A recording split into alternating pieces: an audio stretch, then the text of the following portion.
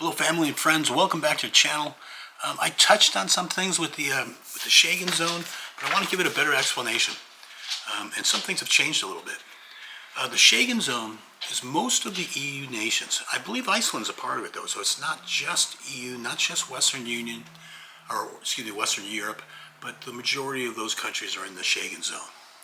And what they set up is very similar to the United States. Like, you can travel from Florida to Georgia, and you don't have to cross any borders. So if you're a citizen from the Schengen zone, you can travel to all the countries inside the Schengen zone without ever crossing a border no more. So it's a really good idea for them.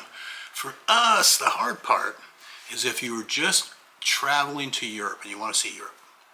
It used to be 90 days, which I explained in a different video. I'm going to go a little bit more in depth. If you went to France and you stay there a while, then you go to Germany, then to Italy. But once you cross that 90 days of being in the Schengen zone, not just in one country, but in the Schengen zone itself, you must exit after 90 days. You must be gone for 90 days, and then you can re-enter. So it's not just from one country, it's from the entire Schengen zone. But, this is what I didn't explain before. There are many countries in the Schengen zone where I can, and you, can apply for a visa to stay longer in that country. There's student visas, there's business visas, some nations have retirement visas, some nations have retire by investment. I know Italy does, where they want you to buy property, whatever. So there are ways to stay in a particular country that is in the Schengen zone. But if you're just traveling 90 days in, 90 days out. So I hope that explains that a little bit better. The other thing that's really happening, the big news, is the e.t.i.a.s system, e.t.i.a.s. It was supposed to come out in 2021, but all the nations have to agree to this and be set up for it, okay? What it is because of terrorism, it's a pre-security screening that you must do before entering any of the Schengen zone. So you put your name in, and supposedly it's going to be easy. It was supposed to come out in 2021, got delayed. Then January of 2022 got delayed. Summer of 2022 didn't happen. Then it was going to come out in 2023. Now they're saying it is going to come out January of 2024. Could it get delayed again? Sure it could. Absolutely. But you can do it online. Supposedly it's going to be good for 3 years. Costs a couple of bucks, not expensive. But it's a pre-security way to look at you. So all of a sudden you would show up, on a scare list, a wanted list, terrorist list, or you're a criminal, you got charges against you, so your name's been entered, so they're, you're not going to be able to come into the Schengen zone. So that's due to go into effect January 24th. It could change. Now, where April and I are going to Albania, is Albania part of Schengen zone? No. Might it be someday? Yes. So am I going to do the e.t.i.a.s system? Yeah.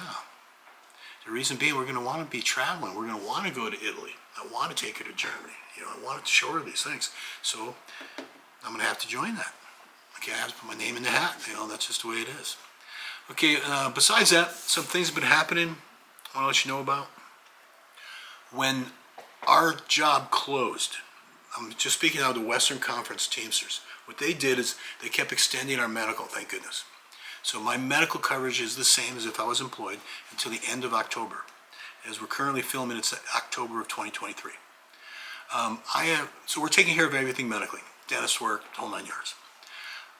About 5 years ago, I had a hernia, umbilical hernia, and the mesh right there, it's starting to break through. I've known about this for a little while. Should have took care of it a while ago, but it's not like it wasn't hurting. And I was like, you can't get excited about an operation. It's a pain in the neck. But since we're leaving, so just in case, I'm going to get that surgery now. I already saw the specialist. He goes, yeah, you got to get it redone. So the 18th of this month, I'm having surgery done. Sucks. No gym. You're not supposed to lift anything over 10 pounds for 6 weeks. Now, the first time they did it, the first week was really brutal. So it was the second week. This one's going to be, I think, a little bit worse because they got to take out the mesh that my body's grown around and then put in a new mesh. So we'll see how that goes. It'll be a piece of cake, just a pain in the neck. I really didn't want to do it. Got to do it.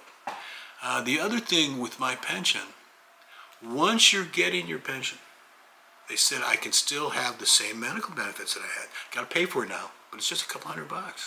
So I'm going to do that. But I'm scared of the gap. I might miss a month or a couple weeks. You know what I'm saying? So that is the reason why I'm going to push this operation in the month of October, so I know for sure that I'm covered in it. So those are just some of the things that are taking place. Things are going well. We're moving stuff. Spoke to our daughter. She's going to be taking a lot of stuff that's in the house. She's going shopping in our house, which is kind of funny.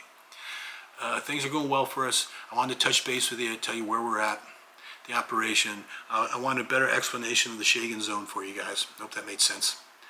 That 90 days out, though, you can still stay in Europe. You just got to pick a nation like Albania, where they're not part of Schengen zone, so you just travel a couple hundred miles, stay in Albania for 90 days, then you can come back if you want to do that. Okay? So I hope that explanation was a little bit better. Glad I was able to touch base with you guys. It's good to see you. Take care. Love you guys. Be careful out there. Bye-bye.